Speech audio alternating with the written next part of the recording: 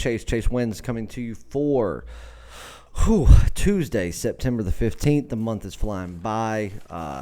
Starting to feel like fall's upon us. But we were not able to do a video for Monday. Had a ton going on. Very busy day. There was a lot of baseball going on Monday night. 2 Monday Night Football games.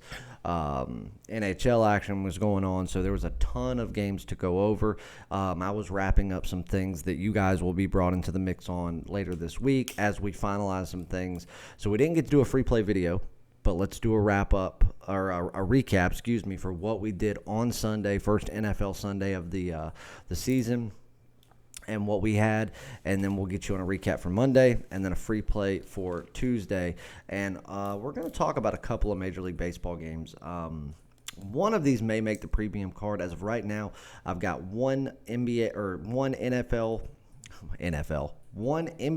and MLB premium play each already locked in, as well as a little something special in the NHL. I am looking into a second game in Major League Baseball. Still waiting a little information. And I'm also looking at the other NBA game that's going on.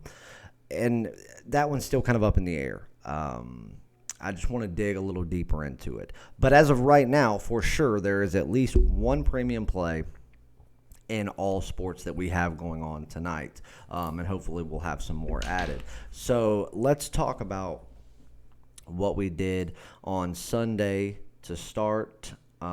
Now, if you watch the video that we did for Sunday, where we gave you a free play, I also told everyone that because we didn't have a game that we released in any of the 1 o'clock games for the NFL Sunday, because, again, it's hard to release games that you don't have real numbers on because the teams haven't played. Same thing was for the afternoon games, but there was a little more usable information for those games, I guess you could say. So we did have some for the night games, but if you saw, I did release 3, just free plays out to everyone that's on my email list, just saying, here's some fun money stuff.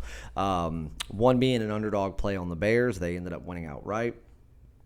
Also a play on the Ravens, minus the points. That was an easy win. And we had the under on the Jets and the Buffalo Bills, which that one was a win other than, and there was 20 seconds left in the game. The Jets had to go 80 yards. They were down by 17. There's no way they could have come back and won the game, but just out of sheer pride, they tried to jet one down the field. They ended up getting it. So I think it pushed that one right over. But for everybody that's on the email list, that's not on a premium package or something, you at least got to make some money on the leans. But let's talk about the real plays. So obviously last Thursday, going into the first day of the NFL season, the very first play, we had a nice easy win on the Kansas City Chiefs. And then on Sunday, we had 2 premium plays that we released. One was the Cincinnati Bengals +3. I gave you that for free on video. I know some of you played that game at Bengals +3.5 because that's what your book had it at. And if you got that, congratulations, you won. It's not what I had. It's not what I released. We released it at +3. That was also the premium play, and it was a push. Truth be told, had it not been for that offensive pass interference from Green, the Bengals would have won that game outright, which they should have, and then they missed that field goal. But after they got the touchdown call back, I was okay with the missed field goal because I did not want the game to go into overtime for Burrow's first NFL game, because then that really would have stacked the odds against him. So I was okay taking the push and moving on. So it's push, null and void, no harm, no foul. Then we get into the Tampa Bay Buccaneers and New Orleans Saints. We took the over 47.5. That was an easy win there. So a 1-0-1 day. That put us at 2 wins, no losses, and 1 push on the season.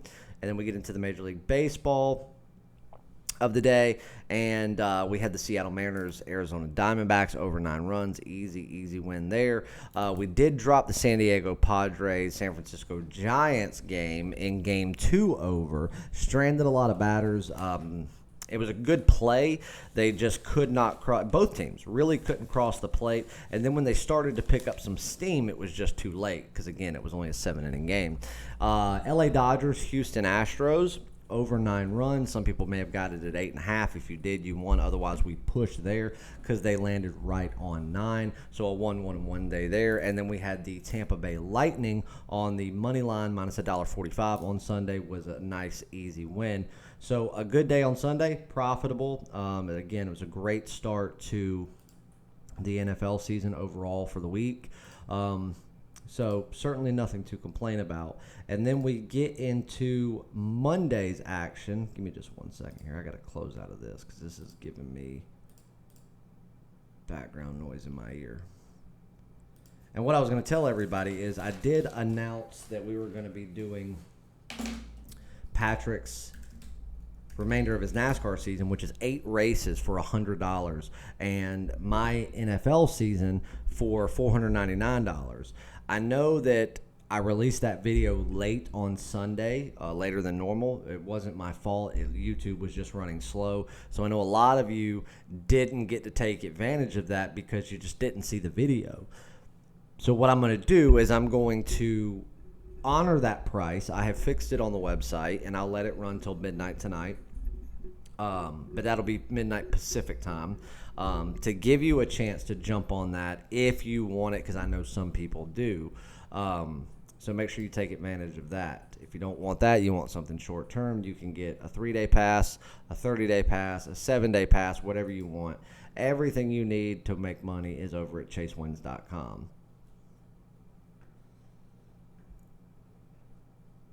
And let's see. All right, so Monday's recap. Let's talk about Major League Baseball. We went 1-1 in Major League Baseball. First game we released was an early game, 4:10 p.m. Cincinnati Reds on the run line, minus $1.30 in game 1 of the doubleheader. Trevor Bauer and Cody Ponce both on the mound for their respective teams, and that was an easy win there, 3-1. Never in doubt for the Reds, so an easy win there. Then we had the Atlanta Braves in later action, 7:35 p.m.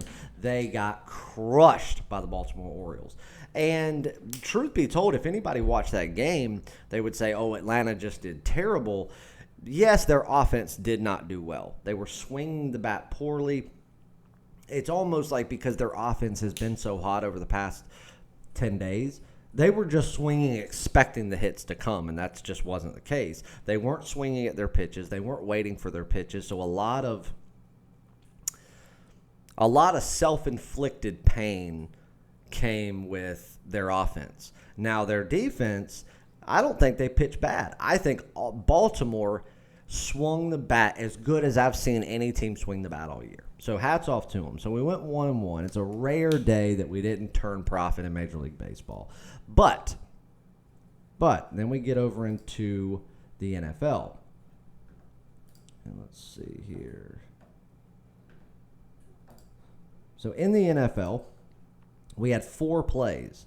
4 plays for Monday Night Football. We played the side and the total of both Monday Night Football games. 7:15 p.m., Pittsburgh Steelers laying 6.5 against the New York Giants with a total over-under of 44.5 points. We took the Pittsburgh Steelers minus 6.5, and we took the under 44.5 in that game.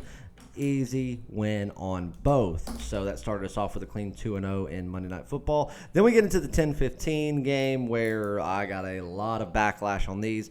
We took the Denver Broncos plus 3.5 points. Denver should have won the game outright, period. They should have won the game outright. But had it not been for one bad defensive play on the side of Denver, who was gassed at that point, Tennessee would have lost the game outright. I'm not impressed by Tennessee. I wasn't impressed with them last year when they went farther than they should have. The entire world was thinking that Tennessee was going to come in, they were going to be able to run the ball and cram it down Denver's throat and just walk away with an easy win. Wasn't the case. Denver outplayed them. Denver won that game.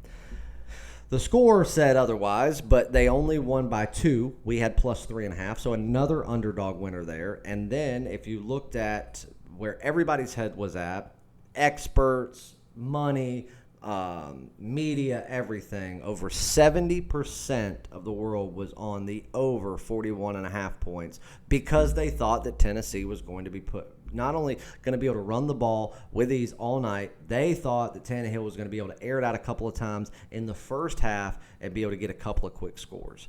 This game was 7-7 going into the fourth quarter. We had the under 41.5 for another easy win. So what does that make it? 4 Monday Night Football plays, 4 winners, and still without a loss in NFL this season. We have won 6 NFL games in the first week. That was 1 on Thursday. We had 1 on Sunday and 4 on Monday. We've had 1 push and no losses. You can't beat that. Can't beat it. So if you want the NFL season, the all premium and daily top plays all through the regular season, from right now all the way through the Super Bowl, $499. You want the last 8 races of the NASCAR season for Patrick, which is all premium daily top plays, NASCAR game of the year, whatever, $100. A sloppy $100 bill will get it to you. Everything's at chasewins.com. So another great Monday, another way to kick off the week. We ended the week with profit to have another great week, and we started the week off with a 5-1 easy day. So let's get on a free play. Let's talk about 2 of these games. Let me pull up just to see what the lines are. Let's start by talking about the Cubs game. The Cubs and the Indians. Now, whenever you hear that, Cubs and Indians, because it's not something that comes up very often, what do you think about? You think about 2016. You think about the World Series. You think about the Cubs breaking the curse, the streak, and winning just in beautiful form. Now you think about since then. How many times have the teams played since then? They played 8 times since then. Well, Cleveland's won 6 of those 8 times. No, that's not right. 5 of those 8 times. Excuse me. But now we've got something different here. We've had 2 years of the Cubs struggling, like really struggling. This year, under David Ross, even though they're still dealing with a lot of the same pieces, they're not struggling anymore. Their bullpen still needs a lot of work. Their starting pitching, they're getting everything out of their starting pitching that they've tried to get out of it for 2 years. Yu Darvish is back and in the running for a Cy Young Award, which I told you guys he would be. Everybody said I was stupid, and I'm not hearing anybody talk about it now. They're all riding the Yu Darvish dick train. But where were you 6 months ago when I said it and you said he's done for, he'll never have another successful season as long as he plays? In the running for a National League Cy Young Award. They're getting production out of him right now. He's considered the ace. Lester has had a less than impressive season in my eyes, but true numbers and what he's done throughout the season, he's been a very vital part of that lineup, as he always is. Now that you've got Quintana coming back into the rotation, Alec Mills pitched a no-hitter the other day. He's been great. Kyle Hendricks has been phenomenal. Right now, truth be told, find me another National League team outside of the Dodgers that has had the true success pitching-wise, starting pitching-wise, that the Cubs have. You won't find it. You could argue the Padres, but the Padres really have 2 guys, and their bullpen's been fantastic. There's no holes in their bullpen now. The Dodgers have the best starting pitching, and they also have a great bullpen. When you talk about other teams that have had success in pitching, their bullpen has been the one saving. Their starting pitching hasn't been it. You won't find another starting pitching rotation. Take the Dodgers out of it. A starting pitching, not bullpen, not relievers, not closers, that has been more successful than the Cubs. Period. Take wins and losses out of it. Take sheer numbers. And now they get to put their ace on the mound at Wrigley. There's a little bit of redemption here. They know that since the World Series, talking about regular season matchups, the Indians have owned them. There's a quick 2-game series here for them to come out and tie this up 5-5. They're probably going to play 4 times in 2021. I think that David Ross, looking at this, Kipnis being now on the other side of the ball, Yu Darvish really wanting that Cy Young and being the team's ace right now, I think that the pitching is going to come out with confidence. The bullpen is really set up well tonight, even though the bullpen is not very strong. As strong as you could get them on any given night, you have that tonight, which is good. They have 2 dedicated closers that they can use in the 8th and the 9th. They can hold them off in the 8th and push it into extra innings if need be. Ross is smart enough to know when to do that. Rizzo, I think, will be able, because if you really look at the way Carrasco's done, he doesn't fare well with batters that crowd the plate and swing hard. That's Rizzo's MO. So I could see Rizzo actually having success tonight. Baez is not only having success at the plate, he is running the bases just as good as anybody in baseball, which is no surprise. So I think Baez will have success. I think Schwarber has success tonight. I think Ian Happ could have success tonight. But I think the people you need to pay the most attention to on the side of the Cubs would be Rizzo. I think Kipnis is the one you need to look at because of, obviously, you played for the Cleveland Indians in a World Series against the Cubs. The Cubs were your team as a kid. You grew up a diehard Cubs fan. Your dream was to always wear the pinstripes, and now you are getting to go against your former team, that team that you lost a World Series with this Cubs, and you are in World Series talk right now. I mean, I don't believe that the Cubs are the best team in baseball. I don't think they're going to win a World Series this year, but if they do what they need to do the rest of the regular season, they're going to be put in position in the postseason to take them to a chance at an NLCS. And we all know what can happen. You go to an NLCS, you start the first 2 games out well, and you win them, especially if you're on the road, you've got a really good shot at representing the National League in the World Series. So don't count the Cubs out because, again, right now, starting pitching is where it really counts in the postseason. And in those, best-of-7 series, and right now there's only one team in the National League that starting pitching-wise has got better numbers, and that's the Dodgers. So I just think that if you think about Rizzo, obviously we talked about the former Indian, and I think you need to pay close attention to Javier Baez and Kyle Schwarber. Obviously, the other guys sprinkled in will do their thing, but I think those are the guys that you're going to notice from first inning to ninth inning are going to be the ones that have revolving success and are the ones that the team starts really getting hesitant to throw hittable balls to as the game goes on. That's not a good recipe for success either. You start walking players like that, you have somebody like Nico Horner or Alex Almora or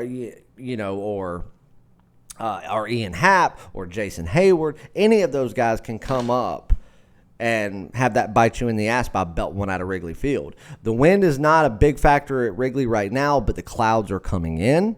So I do think that with the potential of a pop-up shower looming, we could get some funnel action going over there. You could get 7 to 8 mile-an-hour gusts going out of Wrigley all night. And as that wind starts to pick up when the temperature drops, we could see gusts up to 10, 12 miles an hour blowing out. And what does that mean? I think the Cubs hit a home run tonight. My prediction is the Cubs hit multiple homers tonight. Darvish may give up a home run. That's okay, because I think the Cubs are just going to give them a little too much offense. I think Darvish right now has a lot of confidence going in. The bullpen's set up well, and I think that with David Ross giving him the confidence, allowing him to make mistakes when needed, I think the Cubs are just coming in knowing they're the better team, and they'll show it tonight at Wrigley. Game 2, we'll see. I think the Indians could walk in with a big advantage in Game 2, but if they do, that means that they kind of just had to lay over in Game 1. So I think that the Cubs are going to do it. Now, let's see. Actually, matter of fact, hold on one second. Let's check that real quick. What was the line on Cubs? Because another game that I want you to look at that I think is worth looking at is a game that is very similar to this Cubs game in 155 right now is what you can get the Cubs line at. So not bad odds for a home team. But then I want you to look at a game that I like just a tad bit more than the Cubs one. Is I actually like the Yankees tonight.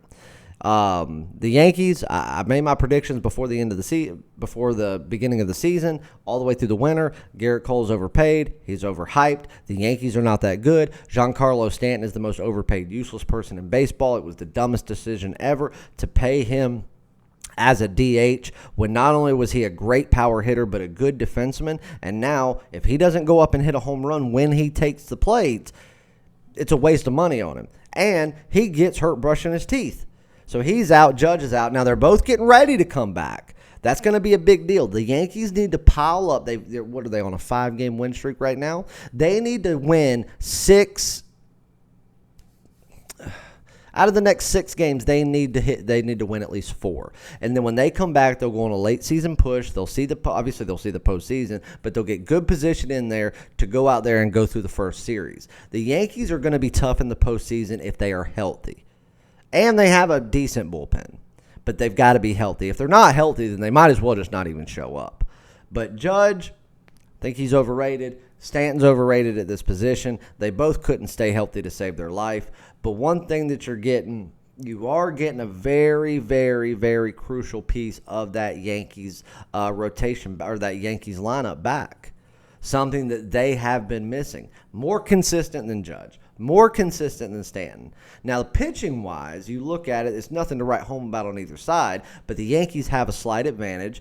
Bullpen, they definitely have an advantage over the Blue Jays. I think that the motivation side of things, where teams are at, I think that the Yankees are just in better form. The Jays are not. And if you look at the success of the Blue Jays at Yankee Stadium in the Bronx, over the last 25 games, they're sitting, that's probably one of the places they play the worst in all the East Coast. In their division, in the NL East, the Yankees or the Blue Jays play worse at Yankee Stadium versus any place. They play better at Fenway. They play better at Tropicana Field. They play better at Fenway Park. They play better at Camden Yards. All of those places. They struggle the most at Yankee Stadium. The Yankees, this year, usually they play better at places like Camden Yards. This year, they found success in their home ballpark. I think tonight, with the line sitting at, it was at 140 earlier, so I jumped all over it. At minus 150, so.